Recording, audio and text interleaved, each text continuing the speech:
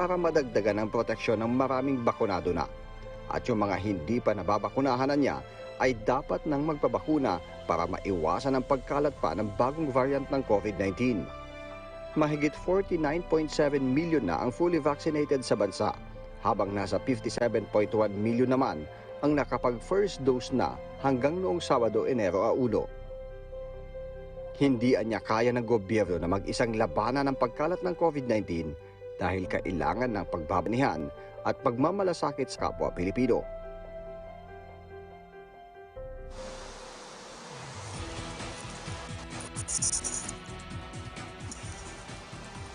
At para alamin ang iba pang detalye tungkol dyan, makakausap po natin si DILG spokesperson Undersecretary Jonathan Malaya. Good morning po, Yusek. Magandang umaga sa iyo, Yusek Rocket. Magandang umaga po at Happy New Year sa lahat ng ating taga-subaybay. Opo, Happy New Year din. Yusek, magkakaroon po ba ng hiwalay at mas detalyadong guidelines at restrictions sa Metro Manila LGUs tungkol po sa intrazonal at interzonal movement? Base po sa naging anunsyo ng Metro Manila Council kanina, ay wala naman pong pagbabago sa intrazonal and interzonal movement sa National Capital Region. Dahil nga po sa under the IATF guidelines on the alert level system, ito pong intrazonal and interzonal travel is allowed under alert level 3, subject of course to reasonable LGU restrictions. At para naman po sa mga below 18, okay naman po silang gumalaw. Kailangan lang po sila ay kasama po nila ang kanilang magulang o kaya naman guardian. Opo. Yusek, paano daw po mas paigtingin ng ating namang pulis yung pagbabantay po sa loob ng halos 2 linggong alert level 3? Well, meron na pong direktiba si Secretary Eduardo Anyo na tulungan ang mga local government units na mag-implementa nitong mga pamantayan ng alert level system. Dahil nga po, unang-una, under the alert level system 3, alert level 3, 30% lamang po ang ating indoor venue capacity at ito po ay para lamang sa mga fully vaccinated individuals at 50% naman po yung ating outdoor capacity and all workers must be fully vaccinated. So nagbigay po ng direktiba si Secretary Eduardo Anyo na magkaroon ng random visit ang ating kapulisan sa iba't ibang mga business establishment para po siguruhing nasusunod itong IATF regulations na ito. And nagbigay rin po ng direktiba si Secretary Anyo na sa PNP to enforce strictly yung granular lockdowns, no, na parte po ng alert level system natin. At siya po ay nagbigay din ng direktiba na bisitahin or magkaroon ng random visit sa iba't ibang mga quarantine hotels sa buong bansa ang PNP. Meron po tayong mga 6 to 8 hotels dito sa Metro Manila na para sa mga positive na returning overseas Filipinos and OFWs at meron naman pong around 150 na DOT accredited hotels. At gusto po ni Secretary Anyo na ito ay bisitahin ng ating kapulisan at i-check kung nandun ba talaga yung mga taong nakasalistahan na still under quarantine at hindi pa lumalabas ang kanilang resulta ng RT-PCR para po masiguro na wala na pong yung para mapigilan yung sinasabing modus na absentee quarantine. Opo, magtutungo po tayo kasi may mga tanong po yung media, ating kasama sa media tungkol dyan. Pero unahin ko naman muna yung tanong ni Sammy Denilla ng Business Mirror para sa inyo. Ilan daw po ang current areas in NCR under lockdown? May mga additional LGUs po kaya ang nag-announce na mag-i-impose na ng lockdown starting this week at makakakuha po kaya ng ayuda yung affected residents? Okay, makakasiguro po tayo na mabibigyan ng ayuda dahil nakahanda naman po ang DSWD at ang mga local governments units sa granular lockdown.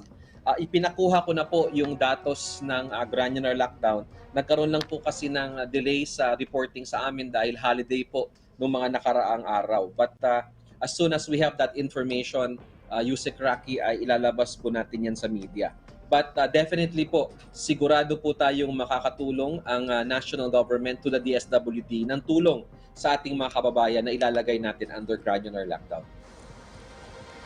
Opo.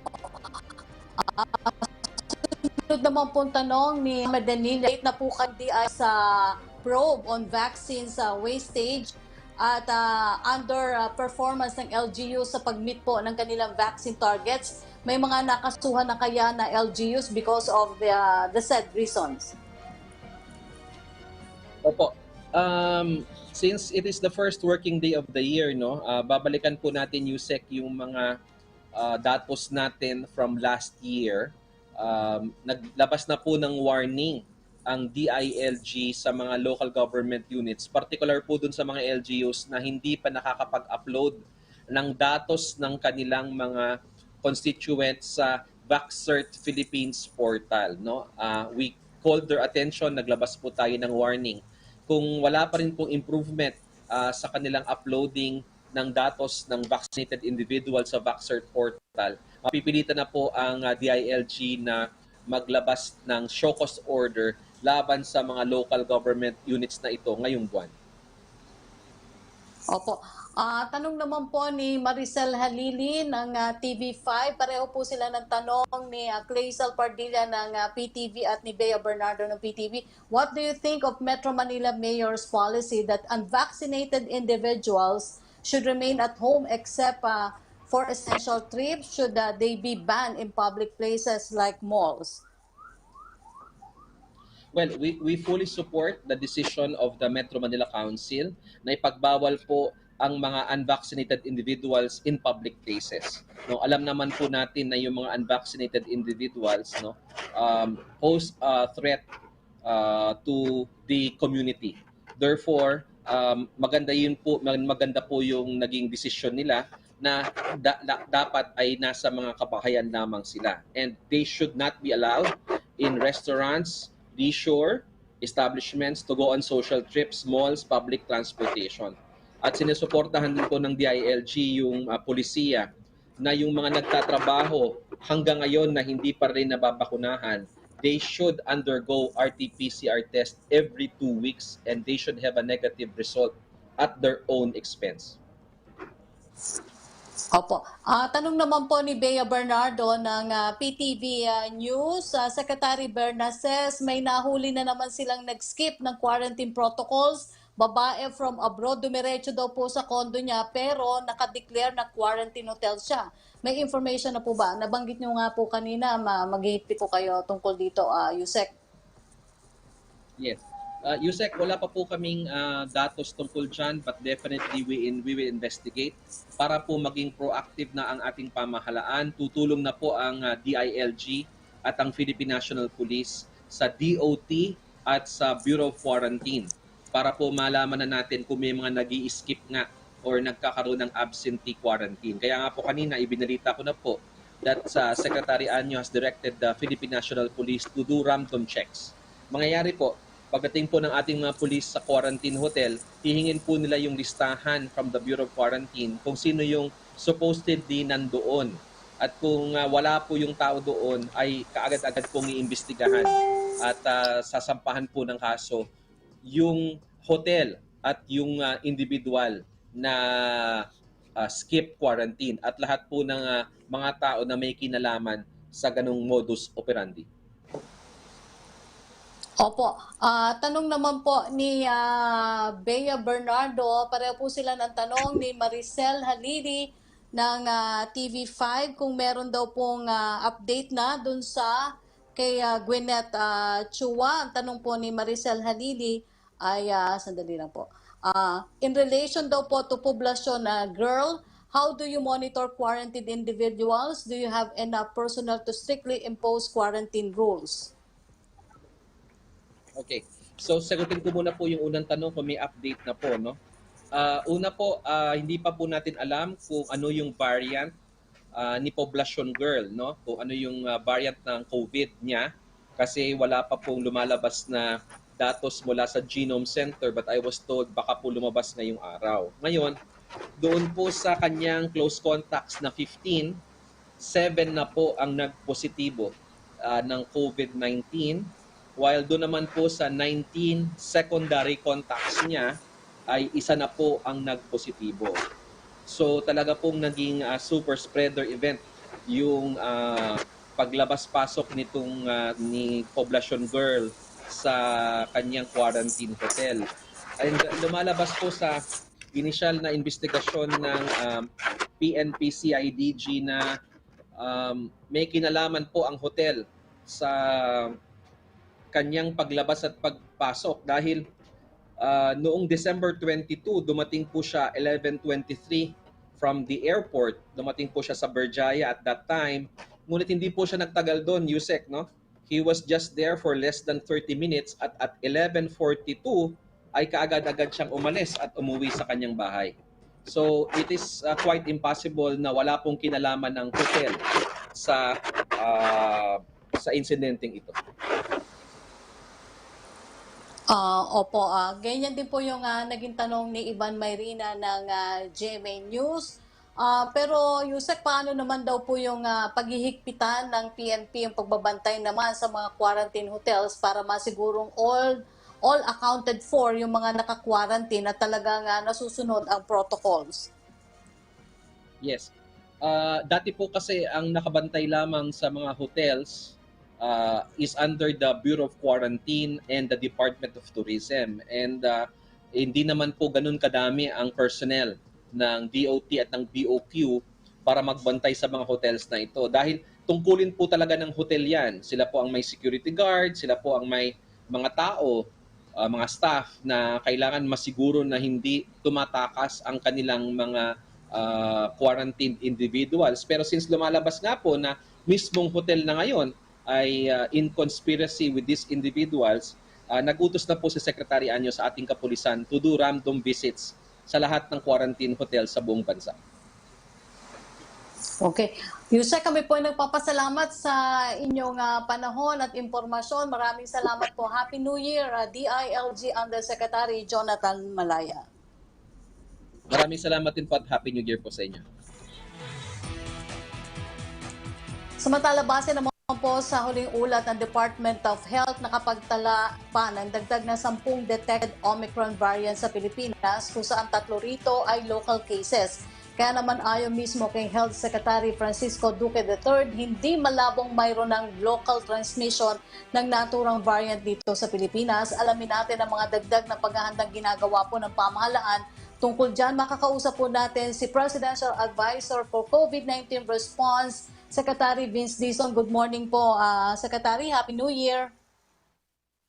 Happy New Year. Magandang umaga, Yusek Rocky. Happy New Year sa lahat ng ating mga kababayan. Opo, ito yung paulit-ulit na binabanggit nyo lagi sa amin pag kayo nag-guest dito sa Laging Handa. Mag-ingat, posibleng tumaas ang kaso, Secretary. Nakita natin na mabilis nga daw pong dumodoble yung COVID-19 cases sa ngayon.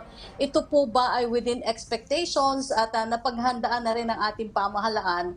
At ito po ba ay tinitingnan lang natin bilang holiday surge o dahil na rin po sa Omicron?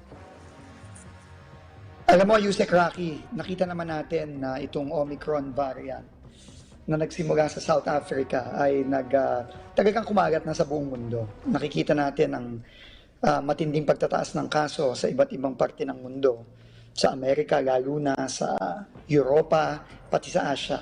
At alam natin lahat na hindi naman makakaiwas na tatamaan din ang Pilipinas dito. Kaya last year pa lang, kung maaalala ninyo, paulit-ulit ng sinasabi ng ating mahal na Pangulo, ng ating Secretary of Health, at lahat ng ating mga leader sa IATF na maghanda tayo at huwag tayong magiging kampante at huwag tayong susuway sa paulit-ulit nating sinasabi na kailangan tuloy-tuloy ang pagmamask, paghuhugas at pag-iiwas. At kasama dyan, lahat tayo ay dapat magpabakuna. No, paulit-ulit po yan. Hindi po natin tinigilan ang pagpapaalala sa ating mga kababayan. So ngayon nga po, ito na, nandito na, nagsabi na po ang DOH na malamang ito na nga yung Omicron surge na kinakatakot natin at napakabilis po ng pagtaas ng kaso.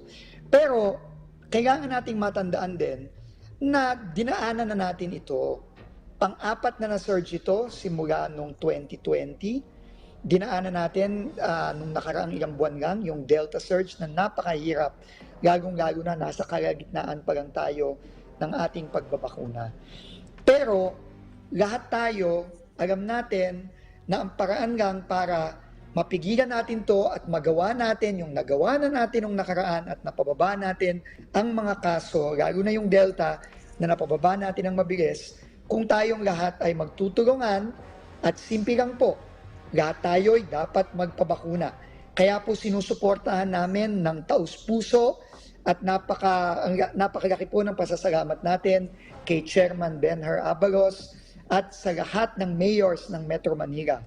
Dahil sa kanilang napakabilis na aksyon dito sa Omicron surge at sa kanilang matapang na ginawang desisyon ngayon na mag-impose ng mga striktong restrictions sa mga hindi bakunado. Alam mo, Yusek Rocky, kung titignan natin ang nangyayari sa ibang bansa sa Omicron surge, 85 to 90% ng mga nauospital ay hindi bakunado. Ganun kasimple ang datos. 85 to 90% ng mga nagkakasakit ng malubha at nauospital ay hindi bakunado. So tama po at napaka matapang na ginawa ng ating mga mayor sa NCR ni Chairman Abalos na talagang magdesisyon na ang mga hindi bakunado ay dapat i-restrict natin ang kanilang mobility. Kasi sila po ang unang-unang tatamaan ito. Kung maaalala niyo po, si Father Nick Austriaco, nung Nobyembre, nag-guest kay Presidente, sinabi niya, pag tumama ang Omicron sa ating bansa, ang hahanapin ng Omicron ay yung hindi bakunado. Kaya yan na nga po ang nangyayari sa atin ngayon. Kaya po, uulitin ko, magpabakuna tayong lahat, magpa-boost yung mga 3 months and above na, simula pagkatapos ng kanilang second dose. Tuloy-tuloy tayong mag-mask, maghuhugas tayo lagi ng kamay, at sana iiwas na po muna tayo sa mga matataong lugar. At kung tayo naman magpupulong-pulong, siguraduhin natin na mag-mask naman tayo. Marami po tayong nakitang mga mga ehemplo na hindi masyadong magaganda, no? Nitong nakaraang Pasko at New Year, no, na nagpulong, hindi pa rin nagmamask, no, hindi umiiwas, no, talagang nakita na natin, no, dito sa mga naging party sa nitong nakaraan, no, nakaraang Pasko at Bagong Taon.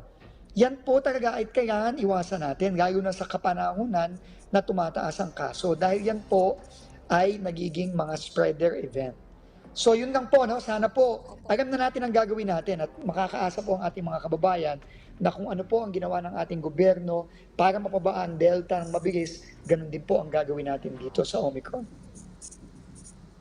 Opo. Secretary, ano naman daw po ang masasabi ninyo na muling bumalik nga sa high risk ang Metro Manila base po sa pag-aaral ng Okta Research? May mga dagdag na countermeasures na po bang gagawin ang pamahalaan dito bukod po sa pagpapatupad ng Alert Level 3? May kaugnay pong tanong dyan si Ivan Mayrina ng GMA News para sa inyo. Are we going to ramp up testing following the skyrocketing positivity rate possibly driven by the Omicron variant?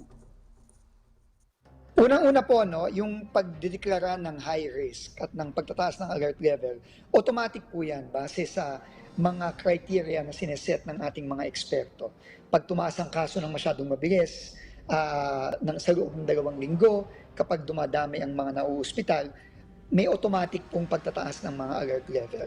Ang unang-una pong ginawa nga na hindi natin ginawa nung nakaraan ay itong ginawa ng MMDA at ng NCR mayors. Napaka-importante po nito dahil alam natin na ang Omicron at ang COVID-19 ang tatamaan talaga ng malubha yung mga hindi bakunado. Kaya imbes na nag-lockdown tayo ng lahat ng ating mga kababayan, ngayon magiging stricto tayo sa mga hindi bakunado dahil sila po ang tatamaan ng malubha nitong Omicron at ng COVID-19. Doon po sa ating detection, isolation, treatment. Lahat po yan ay automatic na paiigtingin pagka tumataas ang kaso at pag tumataas ang alert level. Kaya makakaasa po ang ating mga kababayan na talagang paiigtingin po natin lahat ng mga measures natin, ang testing, ang contact tracing, ang isolation at ang treatment. Opo. Tanong naman po ni Sam Medanilla ng Business Mirror, may plano na po kaya ang IATF na i-raise din ang alert level sa ibang regions bukod po sa NCR? If yes, ano pong mga regions na ito at ano po ang reason sa pagpalit ng alert level sa mga nasabing rehiyon? Nakahanda po tayo lagi. No? Sabi ko nga, pang-apat na nating surge ito. No? At kahit papano, nakikita naman natin na tumataas ang kaso, kagaya ng nangyayari sa ibang bansa, pero dahil sa pagtutulungan nating lahat, napapababa natin ito. At gagawin natin yan base sa mga criteria na sineset ng ating mga eksperto. Kasama na dyan ang pagtataas ng mabilis ng mga kaso sa loob ng 2 linggo, yung pagtataas ng attack rate, at yung pagtataas ng level of occupancy ng ating mga ospital. Kapag yan po ay tumaas sa mga level, para dapat itaas na ang alert levels natin, gagawin po natin ang mabilis yan. Tulad ng ginawa natin sa NCR ngayon, tulad ng ginawa natin sa iba't ibang area nung nakaraang surge natin ng Delta nung Agosto, September. Opo. Paano po paiigtingin ang PDITR strategy ngayong alert level 3 sa NCR? Crucial na naman po ang testing at tracing sa nararanasan nating surge ngayon. Kagaya po, ulitin ko, kagaya po nung ginawa natin nung nakaraang mga surge, na kapag meron tayong nakikitang pagtataas ng kaso, lahat po yan ay pinaiigting. Pinapadami po, nagpo-preposition na po ang DOH ng ating mga kits, ng ating mga supplies sa ating mga laboratorio. Ang DILG po ay i-renew po ang lahat ng ating mga contact tracers. Nasabi na po yan ni Secretary Anyo, lalong-lalo na, at napasa na at napirmahan na ng ating mahal na Pangulo ang ating budget. Pati po ang hiring ng ating mga healthcare workers para po ihanda natin sila sa pagtataas ng mga kaso sa ating mga ospital. Lahat po yan ay ginagawa na po yan ngayon sa pamumuno ni Undersecretary Bong Vega na head ng ating response cluster. Opo. Tanong po ni Dano Tingkungko ng GMA News, ano po ang posisyon ng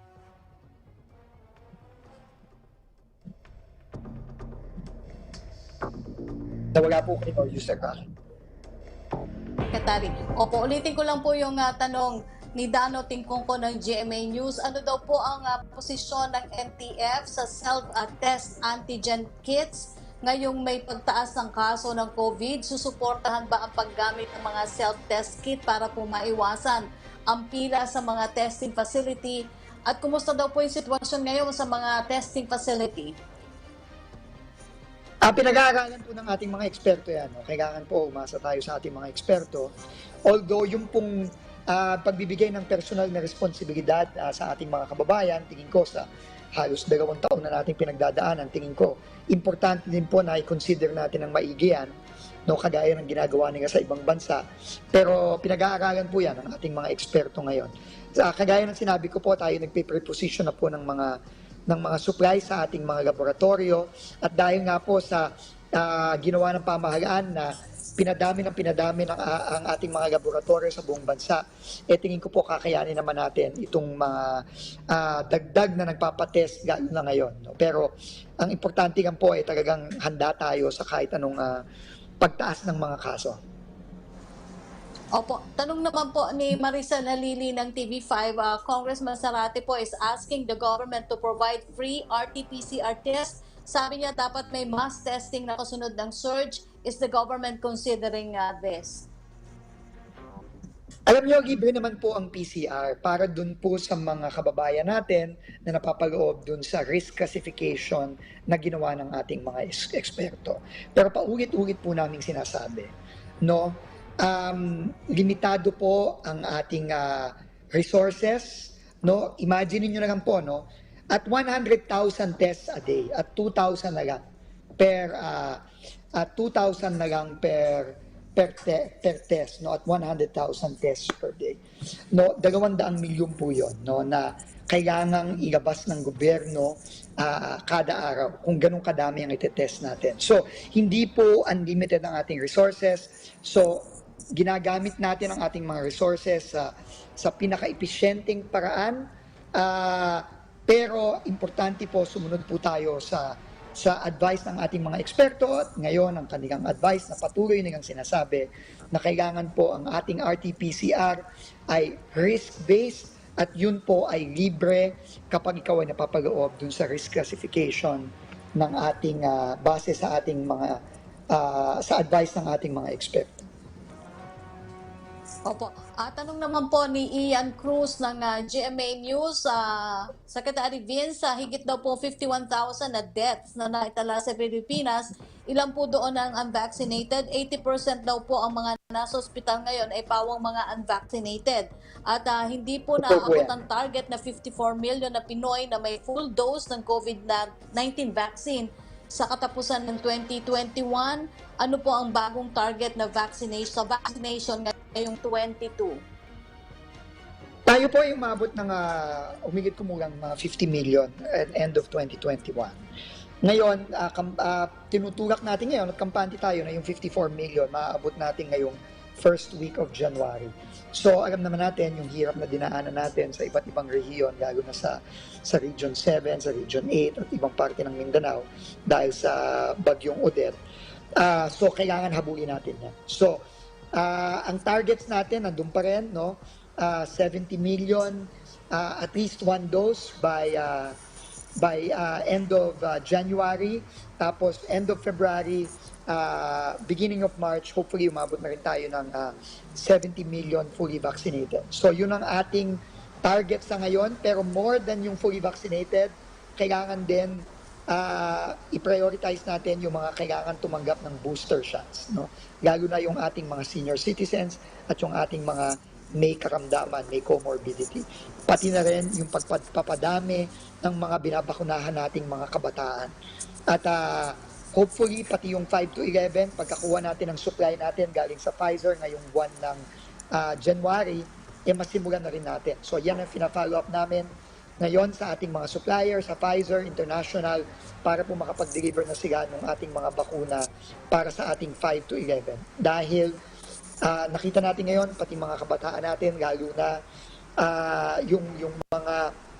yung mga exposed sa mga densely populated areas ay tinatamaan ng COVID-19. Kaya dapat i-prioritize natin ang pagpabibilis ng pagbabakuna sa ating mga kabataan. Okay. Secretary, kami po ay nagpapasalamat sa inyong pagbabahagi sa amin ng impormasyon at siyempre sa ating programa. Muli, nakausap po natin si Secretary Vince Dizon, ang Presidential Advisor for COVID-19 Response. Mabuhay po kayo. Ingat po, Secretary. Maraming salamat po. Ingat po tayong lahat. Tandaan po natin, bakuna, kailangan, at mask, hugas, iwas. Disiplina lang po. Thank you very much. Maraming salamat po. Opo. Salamat po. Simula ngayong araw ay ipinatutupad na po ang Alert Level 3 sa National Capital Region na magtatagal hanggang sa January 15, 2022. Sa ilalim nito, pinapayagan pa rin ang intrazonal ay interzonal travel maging sa vulnerable population. Kabilang ang mga 18 anyos pababa kung ang pakay ay bumili o mag-avail ng essential goods and services. Ibinalik na naman sa 30% indoor capacity sa fully vaccinated at 50% outdoor capacity ang mga lugar para sa meetings, incentives, conferences at exhibitions, venue para sa social gatherings gaya po ng mga kasalan at birthday parties, tourist attractions gaya ng mga library, museum, mga parke at plaza, amusement parks o theme parks at recreational venues gaya ng mga internet cafes, arcades, swimming pools at iba pa. Pinapayagan din po ang pag-ooperate ng mga sihan. Gayon din ang face-to-face classes sa kolehiyo. Kabilang ang technical vocational trainings, 30 hanggang 50% lang din ang pwede para sa religious gatherings at necrological services, licensure exams at entrance o qualifying exams. Dine-in services sa mga restaurant, personal care establishments, gaya ng mga salon at barbershops, fitness studios, gyms at mga lugar para sa mga non-contact sports at ang film, music at TV productions. Samantala namang ititigil ang pilot run ng face-to-face classes sa NCR base sa anunsyo ng MMDA kahapon. Hindi na rin muna papayagan na anumang uri ng contact sports maliban kung naka-bubble setup. Bawal rin ang pagbubukas ng mga peryahan at anumang kid amusement industries, maging ang mga karaoke bars, clubs, concert halls at teatro. Ipinagbabawal din ang mga kasino, sabong at iba pang gaming establishments maliban sa mga unang pinahintulutan ng pamahalaan at ang pagtitipon-tipon ng mga taong hindi magkakasama sa iisang bahay. Manatili naman sa Alert Level 2 ang iba pang lugar sa Pilipinas hanggang sa January 15.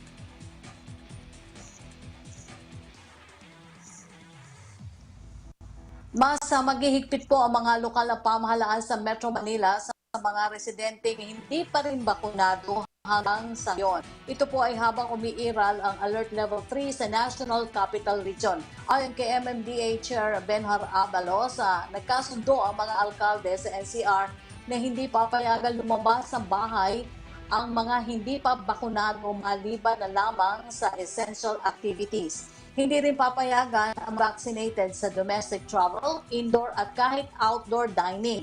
Napagkasunduan ito ng Metro Manila Mayor sa harap ng banta ng Omicron variant. Siniguro naman ng Metro Manila Council ang kahandaan ng NCR sa mass testing, isolation facilities at contact tracing efforts. Kung ikaw ay hindi pa bakunado, yung mobility mo ay maraming restriction. Para na rin maproteksyonan ka, ito'y habang meron tayong Alert Level 3 na nangyayari ngayon. Ito'y temporary lamang. Ito lamang ay habang nasa Alert Level 3 tayo o mas mataas na 4 para maproteksyon din yung mga walang bakuna. Sana maunawaan po ng lahat ito.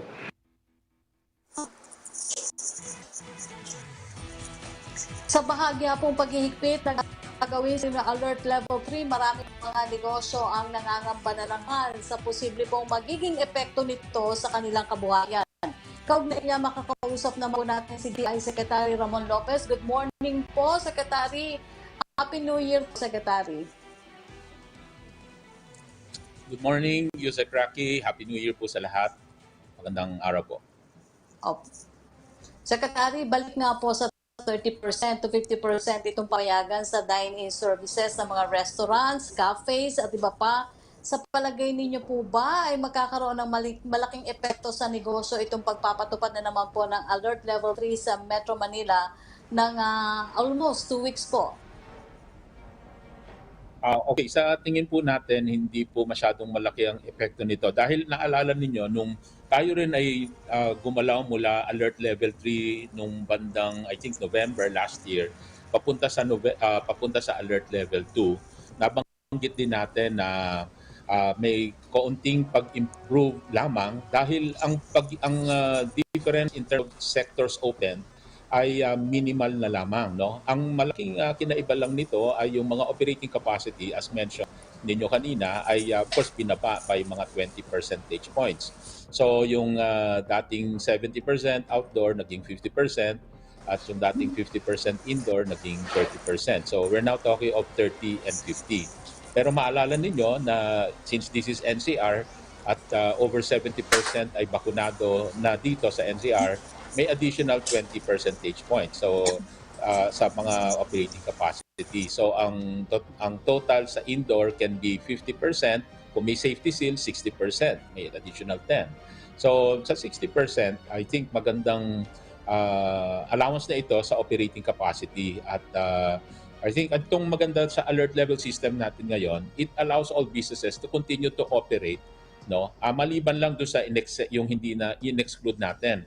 Binanggit ninyo kanina, no, na iilan lamang yon, yung mga sa funfair, ferias, gaming establishments, at mga indoor entertainment, karaoke bars. So kaunti lang itong mga nabawas or naisara uli na sektor, but practically all the other MSMEs and and service-oriented businesses, including the gyms, the cinemas, etc., ay allowed pa rin naman sila ngayon. Of course, lower operating capacity. So dahil dyan, masabi natin, hindi po ganun kalaki ang impact nito. Opo. Secretary, kaugnay niyan, basahin ko lamang po yung tanong ni Clazel Pardilla mula sa PTV News. Ano-ano raw po mga negosyo ang bawal under Alert Level 3 at gaano karaming trabaho ang mababawas?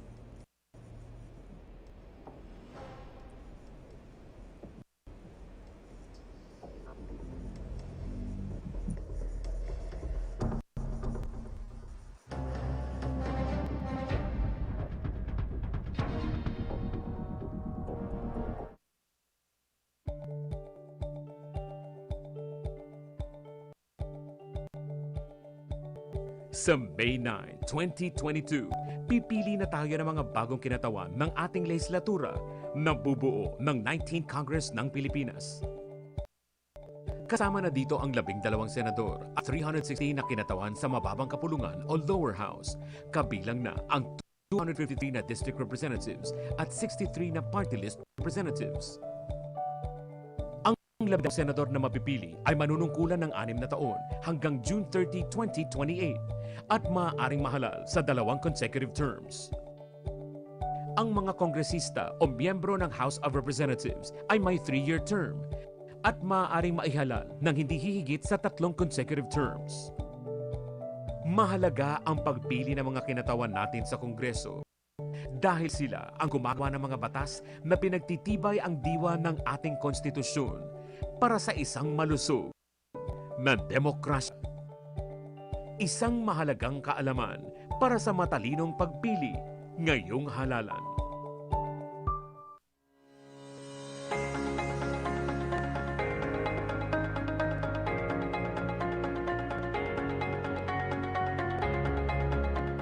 The rehabilitation of Boracay Island showcased our resolve to safeguard the environment.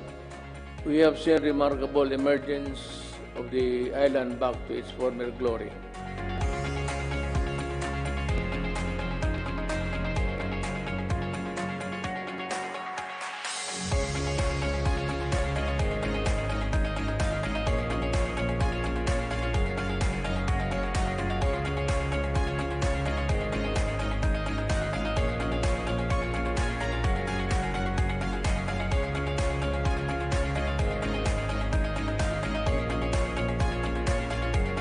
Dati pong putikan yan dyan, tapos basurahan. Ngayon po naging mangrove na po. Kahit paano, hindi na masyadong mabaho ang amoy namin. Hindi na masyadong ispatan yung tingnan.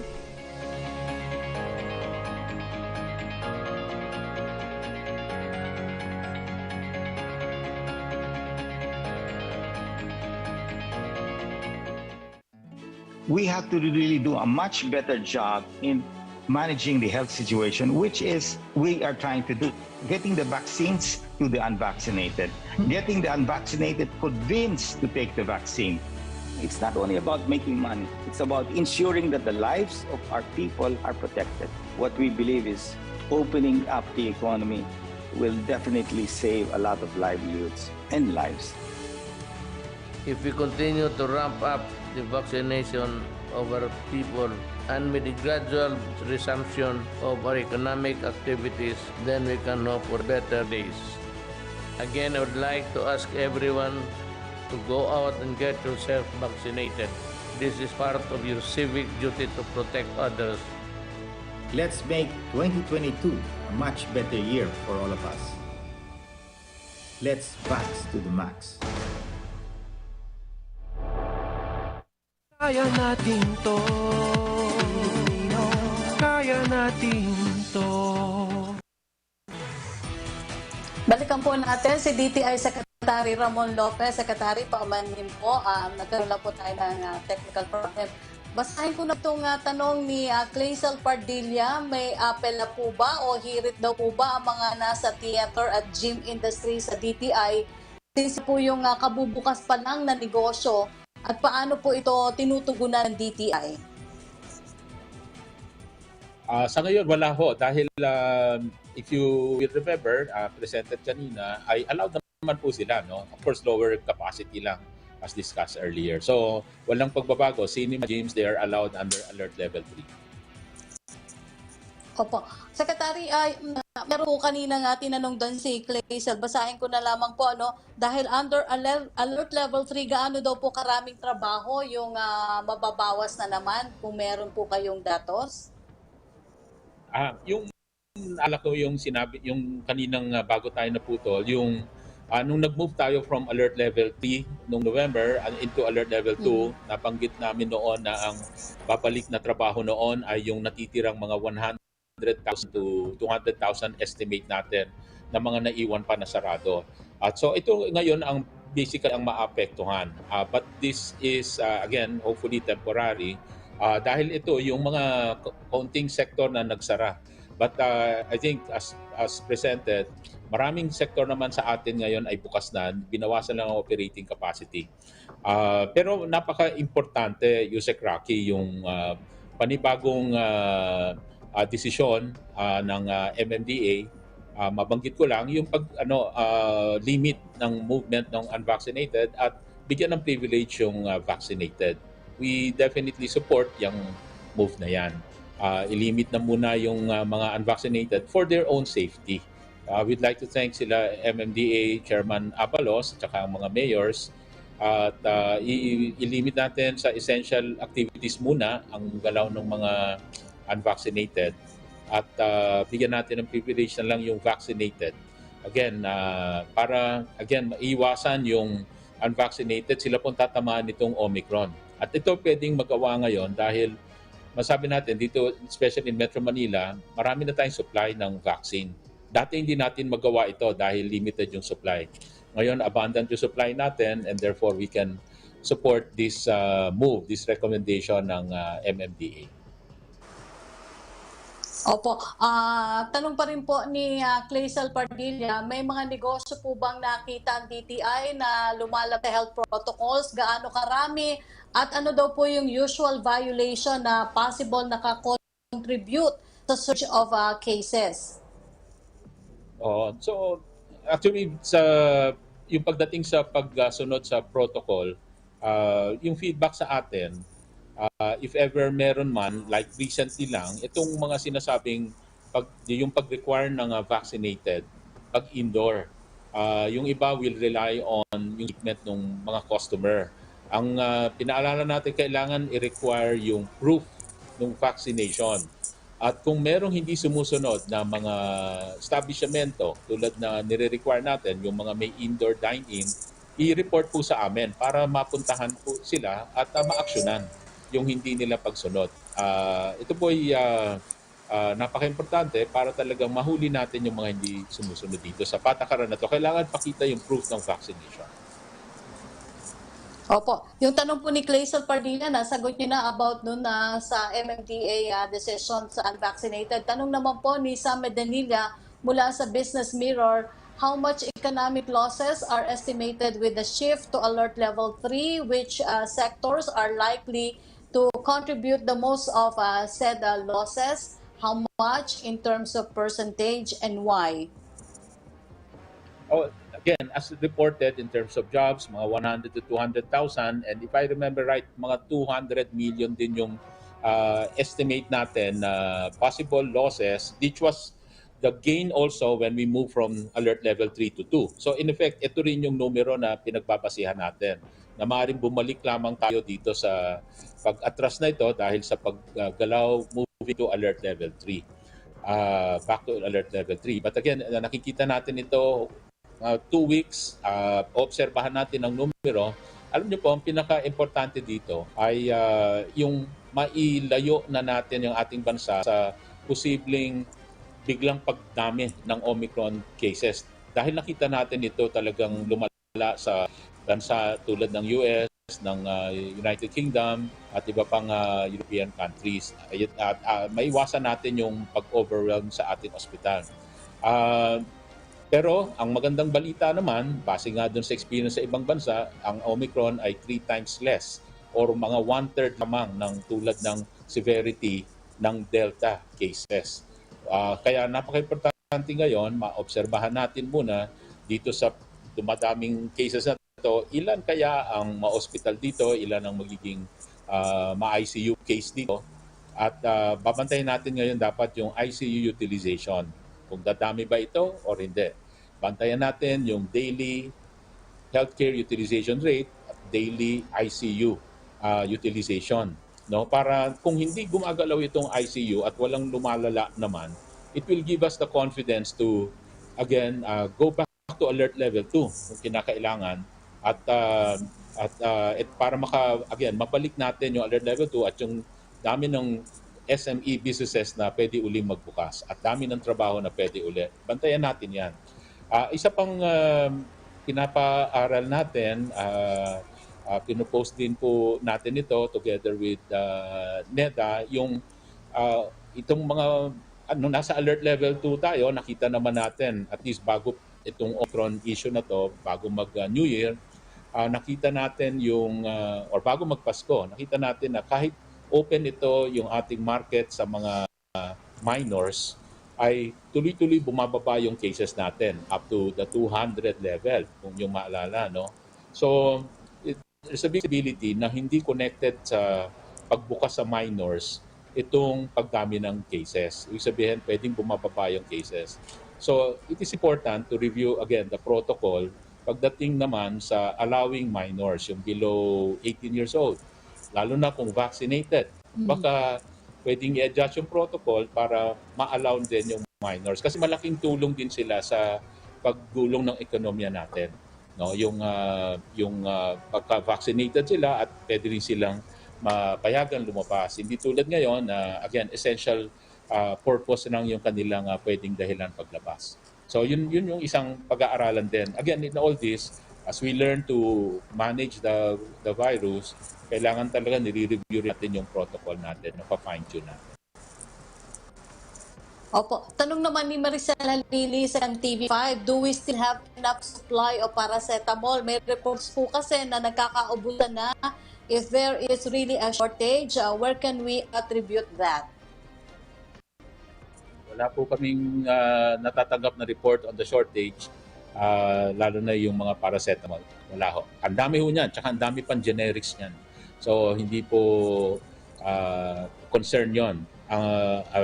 At saka, I think at this point, I'd like to also mention na naalala nyo nung sa Delta, na kailangan tayo ng maraming oxygen. At again, with God's grace, hindi naman po tayo kinulang din ng oxygen kahit nung dumami yung daily cases. And hopefully, itong cases ng Omicron would be cases na hindi aabot sa severity, hindi magiging malala at that will require oxygen. Nevertheless, ngayon pasalamatan ko lang din yung oxygen group, yung industry na tumulong sa atin. In particular, sila Nippon, Samsung, Ingaso, sila Mr. Raymond Chu. Talagang hindi niya pinabayaan yung limitadong supply noon sa Visayas, Mindanao, nagpadala mula Luzon or mula Visayas at talagang tuloy-tuloy yung naging supply natin. Wala tayong kinapos na oxygen, lalo na nung kasagsagan ng Delta cases nung araw. So hopefully, nandyan ang ating supply ng oxygen, pinadami pa yung mga tangke, bumili pa sila ng maraming tangke para, again, just in case dumami ang pangangailangan dito, nakahanda po ang oxygen group natin.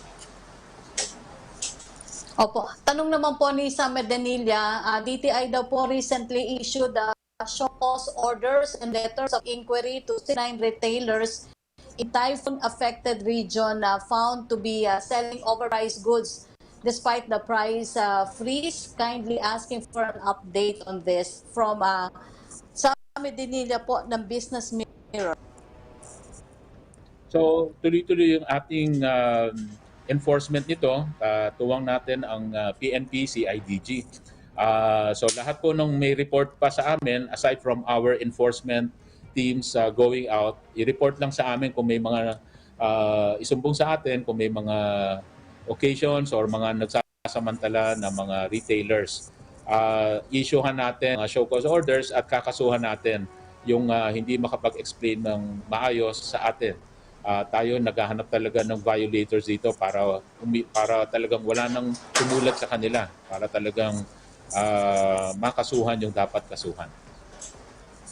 Opo, panghuli lang po, Secretary, tanong po ni Rafi Ayeng ng Daily Tribune.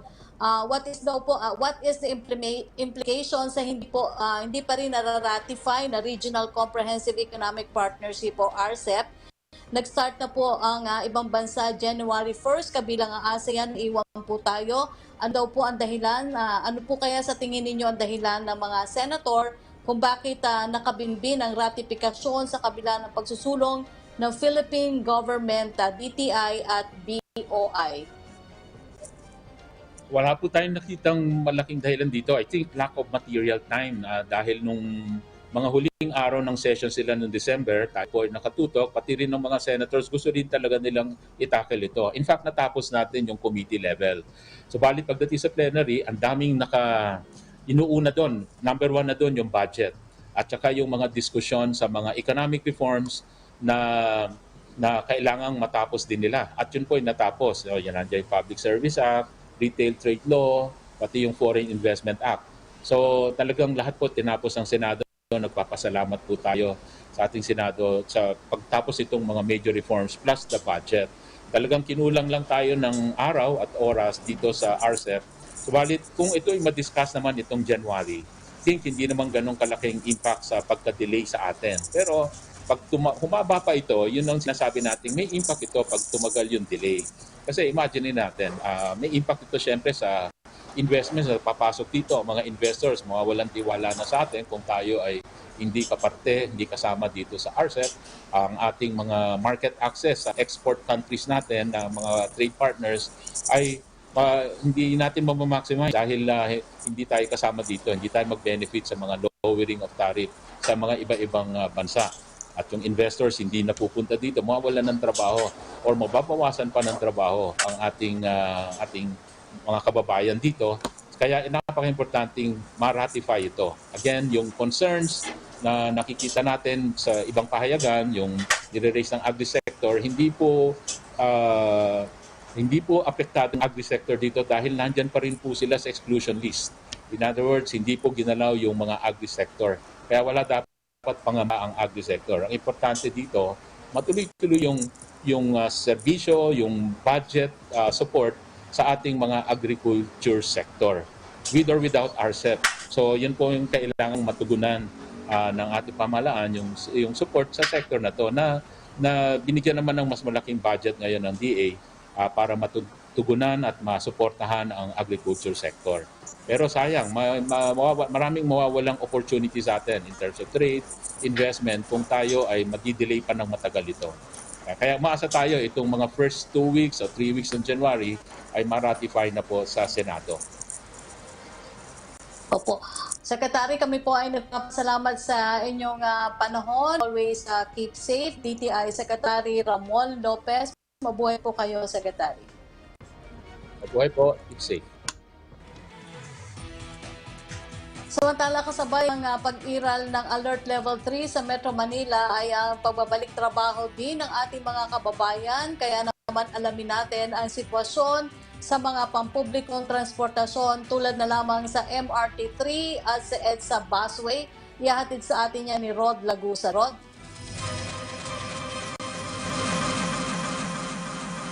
Papatupad naman ng protocols kasunod yan ng implementasyon ng Alert Level 3 dito sa Metro Manila. Para sa mga sasakay ng tren, una nang ininunsyo ng Department of Transportation na mananatiling nasa 70% passenger capacity ang papayagan sa ito. Ayon kay Transportation Secretary Art Tugade, mas striktong health protocols ang ipatutupad para mapigilan ang pagkalat ng COVID-19. Anya ito'y para maiwasan na maipon ang mga pasahero sa mga estasyon na maaaring mas magpataas pa ng posibilidad ng hawaan. Kaugnay nito, meron ding random antigen testing para sa mga papayag o magboboluntaryo ng mga pasahero. Mas magiging mahigpit din ang pagbabantay ng train marshal sa loob ng tren para masigurong nasusunod ang health protocols. Samantala, mananatili rin sa 70% passenger capacity ang iba pang mga public transportation pero mahigpit na ipatutupad ang social distancing. Pinalalanan naman ng Land Transportation Office ang mga driver at doktor na mahigpit na ipatupad ang 70% capacity. Habang nagbabala naman ng LTFRB sa mga hindi susunod sa mahigpit na papatupad nito ay papatawan ng paglabag sa kondisyon ng kanilang mga prangkisa. Yusek Rocky, samantala dito sa kinaroroonan ko sa may carousel bus dito sa may bahagi ng Cubao, maiksi na ang pila ng mga pasahero. Kaninang umaga kasi ay mahaba ang pila ng mga pasahero dito kasabay na rin ng unang araw ng pagbabalik ng mga papasok sa kanilang mga trabaho pagkatapos ng holiday season. Yusek Rocky. Okay, maraming salamat sa iyong report, Rod Lagusad. Samantalang muling tumaas ang bilang ng mga nadagdag, mga nahawahan ng COVID-19 sa bansa kahapon, January 2, 4,600 new cases ang naitala ng Department of Health. Kaya pumalo ang total cases sa 2,851,931. 535 naman po ang nadagdag sa mga gumaling, kaya sa kabuuan 2,778,943 naman ang total recoveries. Habang 51,570 ang lahat ng mga nasuli dahil sa COVID-19, matagdagan ng 25 new deaths. Tumaas na rin sa 0.8% o 21,418 na mga individual ang may active cases sa ngayon. Samantala, nagpapatuloy pa rin po ang outreach program ng tanggapan ni Senator Bongo ngayong bagong taon. Kamakailan po ay mga persons with disability naman ang tumanggap ng ayuda mula sa senador at sa ilang ahensya ng pamahalaan tulad ng DSWD. Ang detalye sa report na ito. Hindi lubos maisip ni Dennis Mangawang, isang massage therapist, ang magiging sitwasyon nilang mga PWD ngayong may pandemya kung hindi si Pangulong Rodrigo Duterte ang nakapwesto sa Malacanang. Para sa akin, napros talaga yung gobyerno ngayon. Pati yung pag-a-handle nila sa vaccine. Senator Bongo talagang napakasipag at saka matulungin yan. Every time na manonood ako ng balita at saka makikinig sa radyo, yun po yung mga talagang pinupuntahan niya yung mga nangangailangan ng tulong. Tulad ngayon. Kasama si Dennis sa mga PWD sa Rizal na tumanggap ng ayuda mula kay Senador Bongo kamakailan.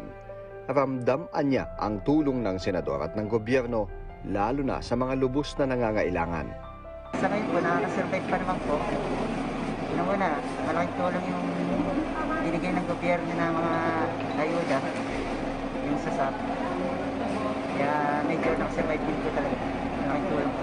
Nanawagan naman si Senador Go sa mga LGU na unahin ang mga pinakamahihirap, mga PWD at nakatatanda sa lugar para mabakunahan. Nasa datos naman po ng mga hospital, kadalasan po sa mga severe cases o nagkakasakit or grabe o namamatay, ayun pong hindi bakunado. Kaya pakiusap po namin ni Pangulong Duterte, magpabakuna na ho kayo. Libre naman po itong bakuna para po ito sa bawat Pilipino.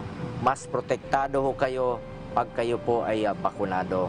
Nakikiusap po kami sa inyo, magpabakuna na ho kayo, magtiwala ho kayo sa bakuna. Namahagi ang tapanigo sa mga PWD sa Teresa Rizal ng mga pagkain, mask at ilang bike, sapatos at tablets.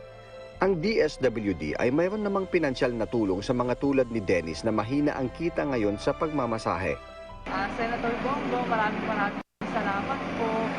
Nabigyan tulong niyo po kami dito mga taga-Teresa. Kahit po kami ay nasa malayo. Maraming salamat. Alam ko po, mahirap ang panahon ngayon. Nasa gitna tayo ng krisis dulot ng COVID-19. Magtulungan lang po tayo. Sino ba namang magtutulungan kundi tayo lang po, kapwa nating mga Pilipino. Sakto sa araw ng ating pambansang bayani na si Dr. Rizal ng pinirmahan ni Pangulong Rodrigo Duterte ang batas na magbubuo sa Department of Migrant Workers bilang pagkilala sa ating mga bagong bayani overseas Filipino workers. Alamin po natin ang mahalagang detalye tungkol dyan. Kasama po natin ang kilalang OFW advocate Aniceto John Bertiz. Good morning po. Good afternoon and Happy New Year po. Good afternoon po, Yusek Rocky. Happy New Year sa lahat po ng nanonood sa inyong programa po. Opo. Sir, bakit po mahalaga itong pagbuo ng bukod na government agency na dedicated po sa ating mga migrant workers? Siyempre ito ay mismong tinaon sa araw po ng ating pambansang bayani na si Dr. Jose Rizal dahil po ay matatawag natin that this is the day of our modern day heroes. Yung pagpirma po mismo ng ating mahal na presidente sa pagtatayo po ng Department for Migrant Workers under Republic Act 11641. Ito po ay hindi lamang po sa isa sa mga campaign promise ng ating presidente, pero matagal na pong hinihiling at pinapangarap ng milyong-milyong OFW na magkaroon ng isang sariling tahanan para tutugon. At ito po ang that will answer all the needs and concerns lahat po ng ating OFW. Siyempre po, talagang super pasalamat po ang milyong-milyong OFW kay Senator Bongo dahil very consistent din po siya sa pagpursigi po ng batas na ito sa Senado. At ngayon po, hindi na po tayo ay pagpapasapasahan pa. Magkakaroon na po ng isang dedicated department that will going to take care of all the concerns and policies lang na ating mga migrant workers, pati na po ang overseas Filipinos natin. At napakahalaga po ng batas na to dahil po yung pinaka-importante mga ahensya ay ito po ay inabsorb pati ang functions and power po nila. Unang-una po Yusek Rocky, of course yung POEA will be the backbone of this Department of Migrant Workers kasi naka-establish na naman po ang mga batas, polisiya para proteksyonan ang mga pangangalaga sa ating mga OFW. And then din po yung Office of the Undersecretary for Migrant Workers Affairs na siya naman po nangangalaga sa ating mga undocumented at yung may mga kaso, which is ito po yung napaka-importante, of course, yung Assistance to Nationals and Legal Assistance Fund na nandyan din po sa OMWA. And of course, isa po sa pinaka-importanteng na-absorb po dyan is yung National Center for Reintegration Center for Migrant Workers. Kasi tulad po ng nangyari ngayong pandemya, dapat po yung mga umuwi na wala ng trabaho, mahigit 1 milyon po yan, which is kaya naman po palang servisyohan ng ating pamahalaan under our Duterte government administrations. Yung pagkakaroon po ng bagong kaalaman, kakayahan hanggang kabuhayan, it is the whole of government approach na servisyohan po natin yung mga OFW natin na umuwi. Yung ILAB naman po, yung International Labor Attaché Bureaus na under po ng DOLE, ay maa-absorb na rin yung function dyan dito sa bagong department. Ganun na rin po yung mga Philippine Overseas Labor Office natin, yung mga polo offices, which is napaka-importante po yung ginagampanan nila. Kasi nga, dahil nga po sila po yung nasa ibang bansa na nangangalaga po ng mga karapatan ng ating OFW. Siyempre po, kung sino man po yung bubuo niyan, ay napaka-importante po na magkaroon talaga ng mating technical working group, magkaroon po ng mga assessment, at ganoon na rin po yung performance report ng lahat po ng nasa post. Siyempre, hindi rin po natin pwede i-set aside ang ating mga marino. Kaya nga po yung Philippine Maritime Polytechnic ay kasama rin po yan under ng Department of Labor, ganun na rin po yung mga welfare attaché natin na galing naman po ng DSW. Opo. Sir Jan, siyempre, ang inaasahan kaagad dito yung magiging tulong nito pagdating sa ekonomiya ng ating bansa. Lalo't alam po natin na malaki po yung ambag ng mga OFW sa ating ekonomiya. At paano po nito mapoprotektahan lalo yung mga bansa po na maraming reports ng abuse sa ating mga OFW? Ito po yun, Yusek Rocky. Alam niyo po, taon-taon kahit po pagitnaan ng pandemya, taon-taon po tumataas po ang mga remittances ng ating mga kababayan. Kaya nga po ang ahensya nito ay hindi lamang po binuo para sa proteksyon ng ating mga kababayan. Siyempre, dapat po magkaroon tayo ng matibay na reintegrations program. Ito po yung pagbabalik, lalo na po ngayon na pandemya at adapting the new normal. Marami po tayong mga programa dito sa bansa natin na nakatulong po sa mahigit 600,000 na out of 1 million plus na umuwi na ating mga kababayan. Andiyan po ang TESDA, DTI, Department of Agriculture na gumawa po tayo ng mga programa. Ito nga po yung tulad po sa Tesla Abot ang Lahat. Meron po tayo mga livelihood and training program na libreng binibigay sa kanya. Since na nagkaroon na po ng department, dapat po i-strengthen din to. Siyempre, ang pinaka-importante, yung inventaryo ng ating mga displaced workers, lalong-lalo na po sa Middle East, sa Yusek Raki. At marami po tayong mga undocumented workers na despite of the pandemic, andyan pa rin po yung mga sindikato ng mga human trafficking. Ito po sa pakikipagtulungan po ng iba't ibang ahensya na nakasaad po sa batas na yan, Republic Act 11964, ay mapapagtulungan po tulad po ng DOJ. At isang kasagutan na rin po to sa matagal na rin po nating linalaban yung kafala system sa Middle East. Kasi pagkakaroon po ng isang departamento, it will actually coordinate and restudy yung paano maiwasan po yung kafala system, which is the direct sponsorship.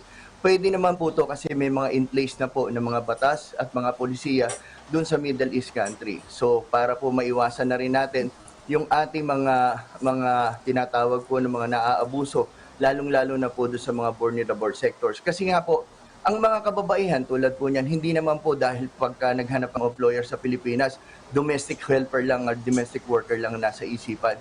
Marami pong programa ng ating gobyerno. Sa TESDA po, nagbibigay tayo ng mga pagsasanay para maging skilled worker sila at they will not just end up as a domestic worker. So, ito po yung panahon na pag nagsama-sama na po itong mga ahensya na to, magkakaroon na po ng magandang oportunidad. Hindi lang po pagdating sa mga protections and policy ng para sa ating mga migrant workers. We can even harness all those talents and knowledge that they have gained overseas para maging part po sila ng nation building. Kasi po, sa ngayon po, nababawasan na rin po yung mga deployment. But because of this online business at iba pa po mga outsourcing business, pwede po tayong makakreate ng mga opportunity para sa ating mga overseas Filipino. At the same time, makakatulong din po Yusek Raki yung kanilang billion na remittances po para sa ating bansa po. Opo. Sir Jan, pero saan naman daw po kaya manggagaling pondo para dito ngayong taon, lalo na pirmado na rin po yung 2022 national budget ng bansa? Opo, meron pong initial siyang fund according to the Republic Act 11641 po na 1 billion plus po.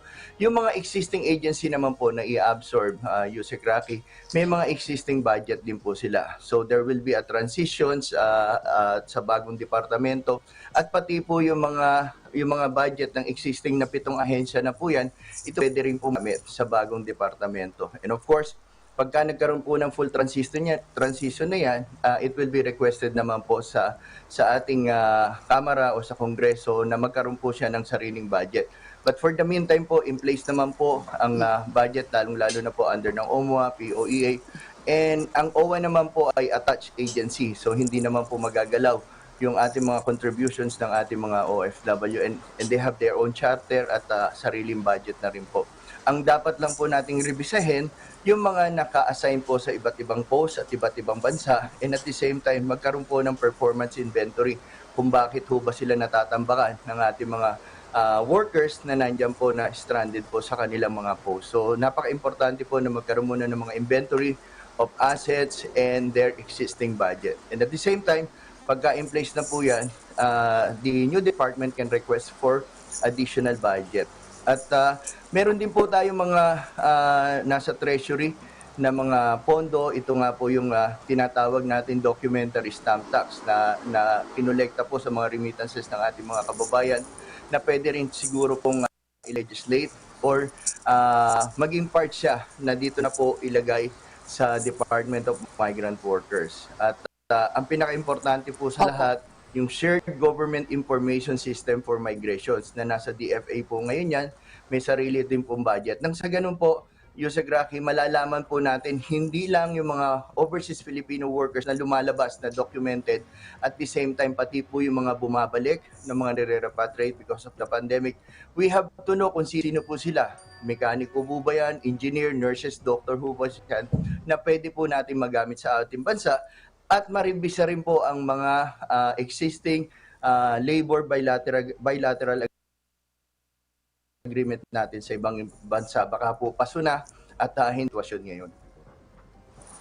Opo, kami po ay nagpapasalamat sa inyong impormasyon at sa inyong panahon para sa amin. Mabuhay po kayo, Mr. Aniceto John Bertiz. Happy New Year po, sir.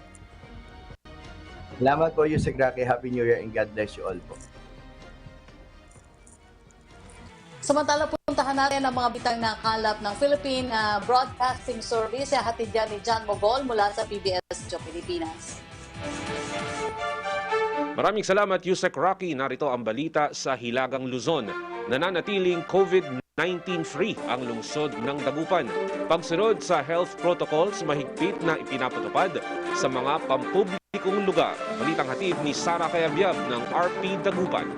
COVID Radio. Hashtag Laging Handa. Radyo Pilipinas Special Coverage. Nananatiling free ang lungsod ng Dagupan hanggang sa pagpasok nitong bagong taon base sa monitoring ng City Health Office. Sa kabila nito, naka-alerto pa rin ang hani ng Kapulisan, Public Order and Safety Office, katuwang ang City Disaster Risk Reduction Management Office sa pagbabantay hinggil sa pagsunod ng mga tao sa mga safety protocols laban sa coronavirus disease. Nais ng city government na mapanatili ang kawalan ng panibagong sakit sa lungsod kaya't paigtingin muli ang vaccination rollout ngayong taon. Kasabay nito, nanawagan ng LGU sa mga residente sa Dagupan na hindi pa nagpapabakuna na magpalista na upang agad lang maitakda ang kanilang schedule. Asahan ayon sa City Health Office na mas madalas pa ang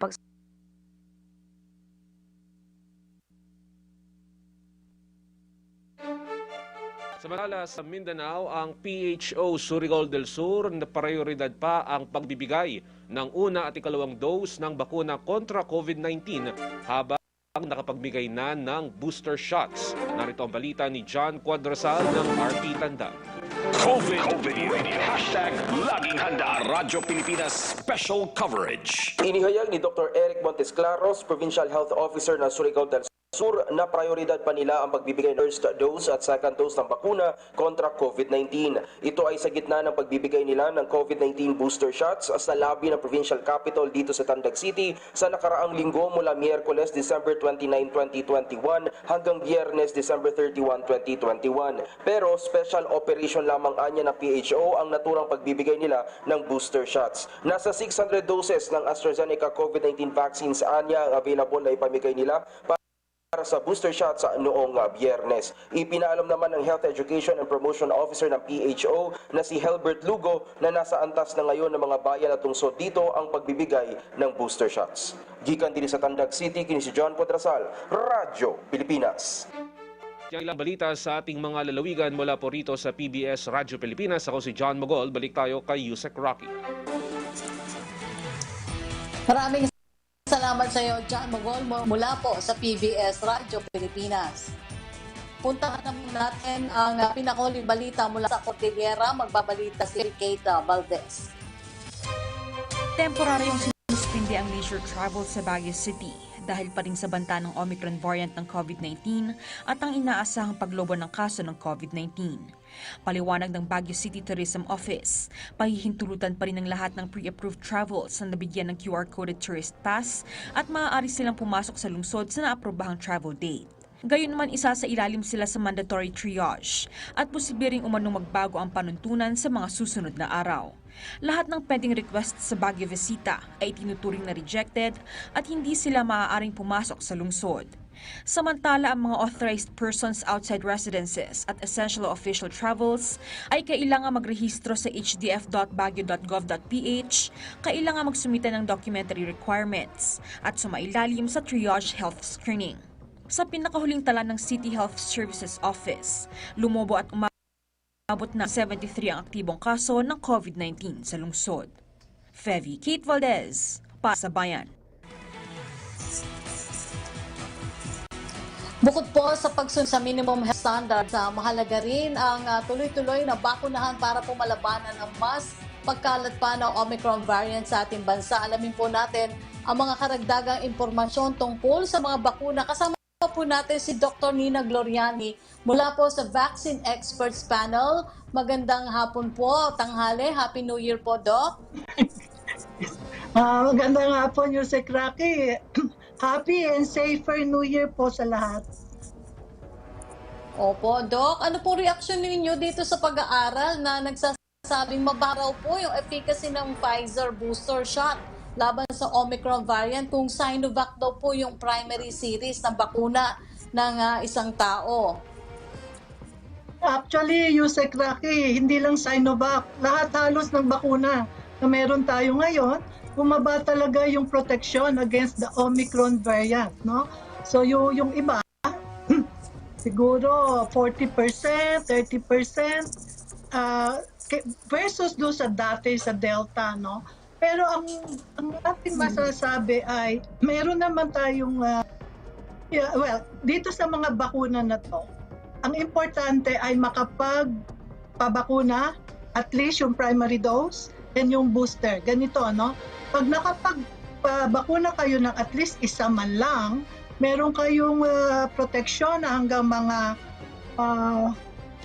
52% against hospitalization. Hindi natin sinasabi against infection kasi napaka-bilis ng transmission sa ating Omicron. So, napaka-laki ng probability na makakakuha kayo kapag nakasalumuhan nyo ang isang virus. Pero yung pakalawang bakuna, so yung second dose, kung dalawang kailangan, ay magtataas pa ng protection of about 72% against hospitalization. At ang maganda ring balita ay ang booster, yung third dose, ay nakakapagbigay ng up to 90% na protection against the Omicron variant. So, importante po makapagpabakuna ang lahat. Yung hindi pa na kahit nakakaisa, kailangan pong makaisa na kayo. Tapos sundan nyo, siguruhin yung susunod ay may bibigay sa inyo at after 3 months, yung third dose na po, yung booster actually. So yun po, importante na magpabakuna ang lahat. Opo. So, pero Doc, posible po kayang tumulad din tayo sa Israel na ngayon ay inaprubahan yung fourth booster shot sa vulnerable population para daw po mapigilan ang pagkalat ng Omicron variant. At kung pinag-uusapan na rin daw po ito ng pamahalaan, yan din po yung tanong ni Jen Balaoro mula sa GMA News. Sa totoo lang, hindi pa namin pinag-uusapan sa All Experts Group yung fourth dose, no? But of course, kailangan na nasa radar natin yan. PCOO Media Briefings, laging handa live sa RPN DZKI Special Coverage.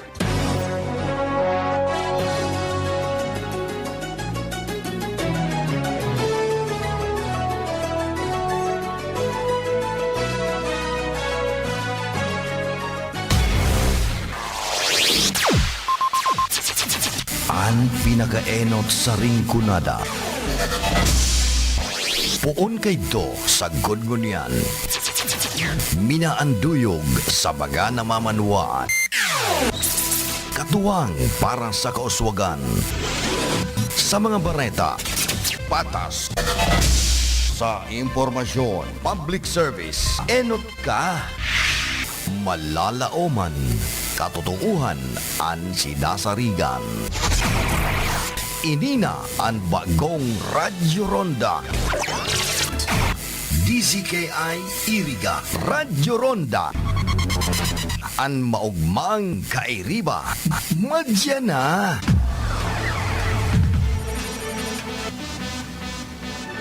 RPN Radio Philippines Network.